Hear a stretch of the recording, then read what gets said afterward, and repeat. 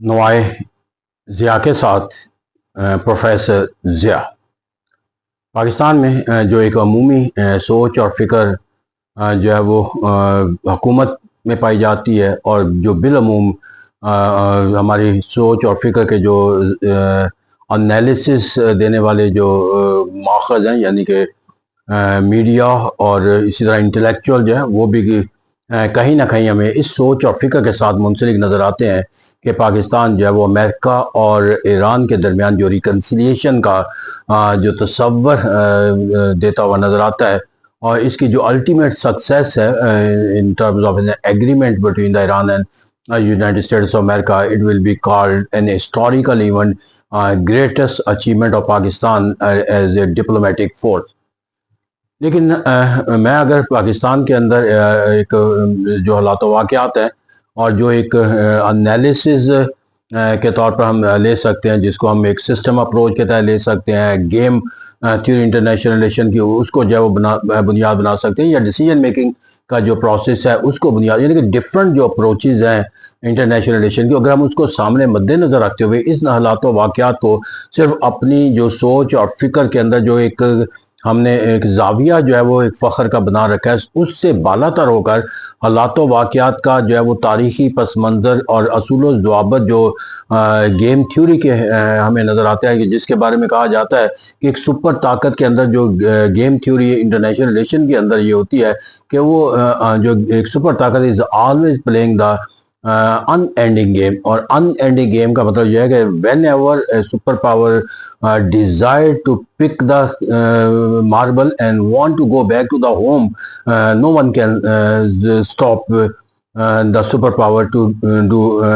Not to do that. तो ऐसा कहते हैं, यहाँ पर जाकर जो हमें तसव्वुर है कि इस पूरी गेम के अंदर अमेरिका जो है वो एक सुपर ताकत है, उसने अपने जो नतीजा जो अखज़ हासिल कर लिया, जो कामयाबी का जो तसव्वुर दिया, उसके बाद ज़रूरी नहीं है कि वो नताइज और समरात जिसका हम इंतज़ार करते हैं वो उनको डिलीवरेंस के तसव्वुर के साथ जो है वो कायम रखेगा। वो अपने जो मफादात हैं और जो एग्रीमेंट है उसको पिक करेगा मार्बल की तरह और उठाकर घर ले जाएगा, और फिर जाकर वो एक नई गेम जो है वो दुनिया के अंदर अपने पॉलिटिक्स के मफादात के, तो जो सुपर ताकत की जो एक वर्ल्ड अफेयर के लिहाज से जो गेम थ्योरी को अगर हम देखें तो वहाँ पर जाकर हमें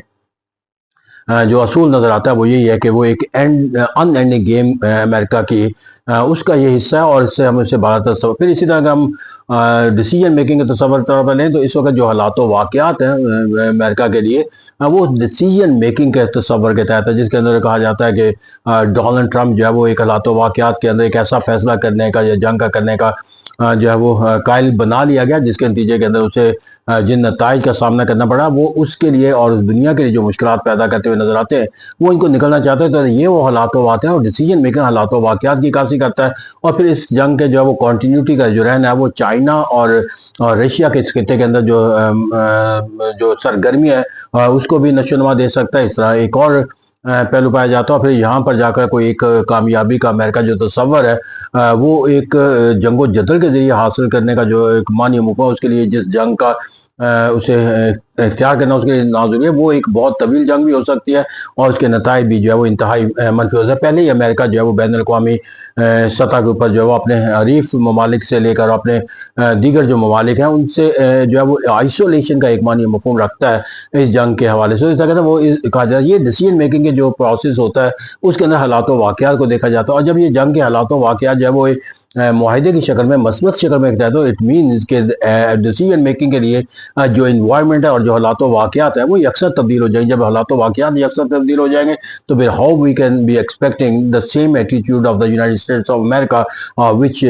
she is showing at present towards Pakistan. तो कहते हैं ये डिसीजन मेकिंग के कॉन्सेप्ट के साथ भी हमें कोई जो है वो ऐसा मानी मफहूम जो है वो होता हुआ नजर नहीं आता। फिर अगर हम आइडियलिज्म का शिकार है तो मैम दुनिया इस वक्त जो बैन अवी तलक़ात है वो किसी आइडियलिस्टिक अप्रोच के तहत नहीं बल्कि रियलिस्टिक एटीट्यूड के तहत लिया जाता है, जहाँ पर हर रियासत जो है वो ताकत के जरिए अपने मफादात का तोफ़ुल फ़रोग़ चाहती है, ना कि वो किसी दूसरे मुल्क के साथ जो है वो किसी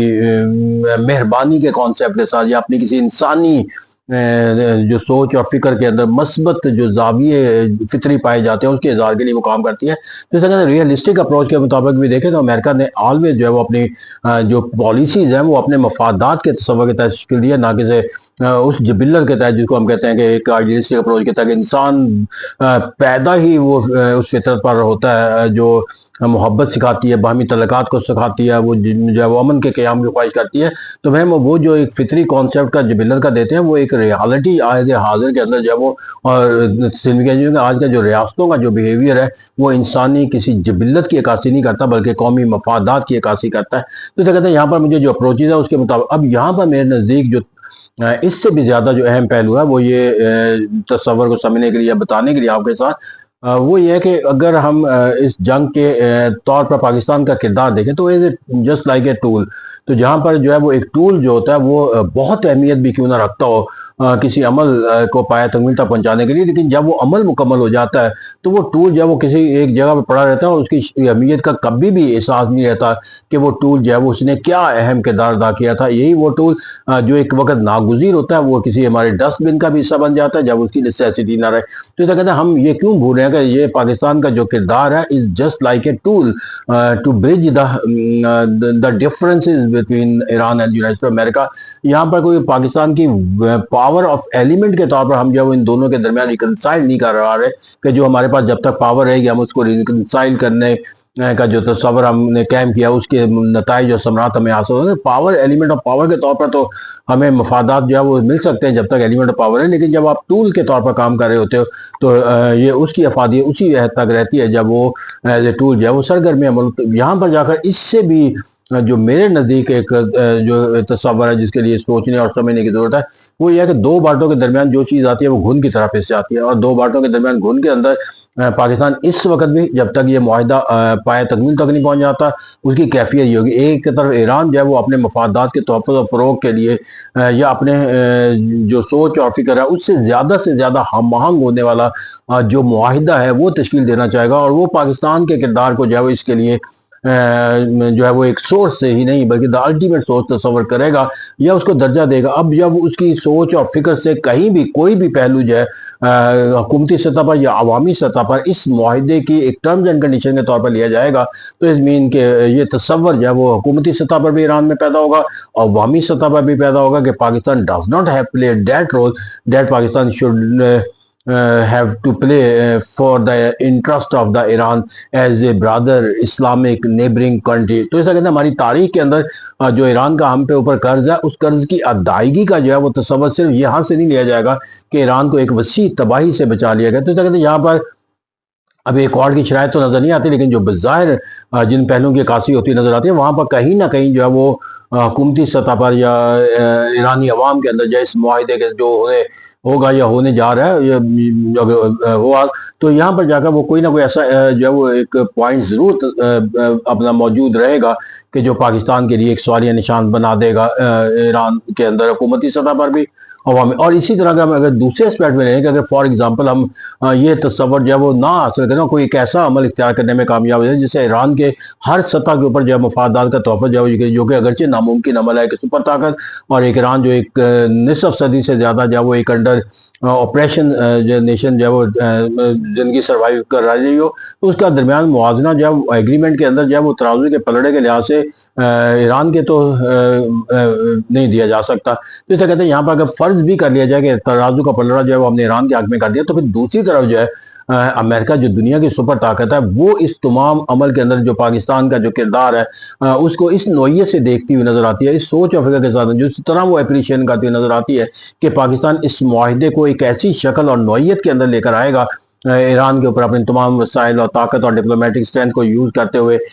इस्लामी ब्रदरहुड के कॉन्सेप्ट को लेकर जो दुनिया के इस्लामी ममालिक को साथ मिलाकर कि जिससे अमेरिका को इस मुआहिदे के जरिए ऐसे पहलू हासिल हो जाएं जो उसकी सोच और फिक्र के मफादात के तोहफ़्फ़ुज़ का जो है वो एक पैमाना बनाकर जो है वो लोगों के सामने अमेरिका के सामने पेश किया जाए। अब अगर ऐसा हम करने में कामयाब हो जाए तो अमेरिका के लिए एक पहलू होगा, लेकिन या अगर ऐसा ना कर पाए तो ईरान के लिए भी जो है वो ये मुआहिदे का जो है वो टर्म्स एंड कंडीशंस है वो आइंदा आने वाली जो गवर्नमेंट वहाँ पर होंगी उनके लिए एक सवालिया निशान होगा कि पाकिस्तान ने उनके साथ जो है वो एक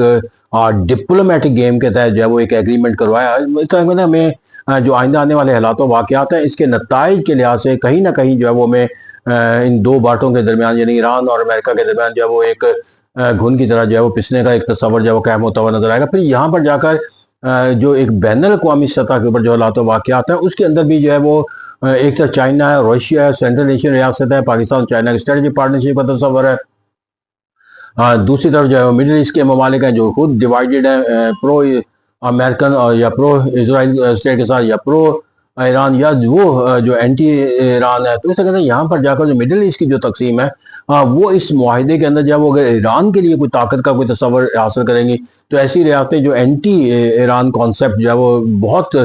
شدت کے ساتھ رکھتی ہیں، جو پرو امریکن کانسیپٹ کے ساتھ بہت زیادہ منسلک ہے، تاکہ یو اے ای اور کسی حد تک میں جو ہے سعودی عربیہ کو بھی شامل کر دیا جائے، تو وہاں جا کر جو ہے وہ ان ممالک کا جو ہے وہ ایران کے ساتھ جو تعلق ہوگا اس کی نوعیت کیا ہوگی، اس کے نتائج پاکستان پر کیا مرتب ہوں گے، یہ بھی ایک اہم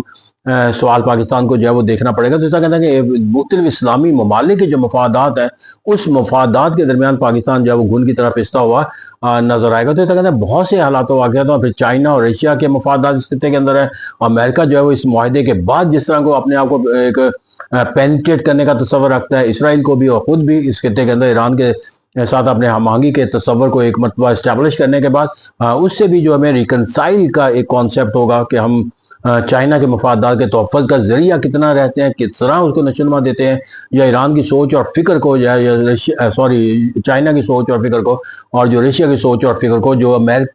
وہ حاصل کرنا چاہتے ہیں امریکہ کے ساتھ ایران کی ڈیل کے اندر، ہم اس کو کس حد تک جو ہے وہ ریکنسائل کروانے میں کامیاب ہو جاتے ہیں۔ تو میں بہت سارے جو ہے وہ ایک چیلنجز کویسچن ہے، اور ان کویسچن کا جو ہے وہ احاطہ کیے بغیر یا ان کا جواب دیے بغیر ہم جو ہے وہ کوئی تصور جو ہے وہ کامیابی کا نہ تو حاصل کر سکتے ہیں، اور پھر یہ کہا جاتا ہے کہ اونٹ کسی بھی کروٹ بیٹھے اس کروٹ کے نتیجے کے اندر جا کر جو ہے وہ پاکستان کے لیے جو ہے وہ چیلنجز کا پیدا ہونا